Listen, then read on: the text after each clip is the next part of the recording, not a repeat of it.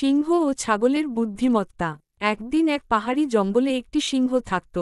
সে ছিল খুবই শক্তিশালী এবং জঙ্গলের অন্যান্য প্রাণীরা তাকে ভয় পেত। একদিন সে খাবারের সন্ধানে বের হয় এবং দেখতে পায় এক নিরীহ ছাগল পাহাড়ের উপর ঘাস খাচ্ছে।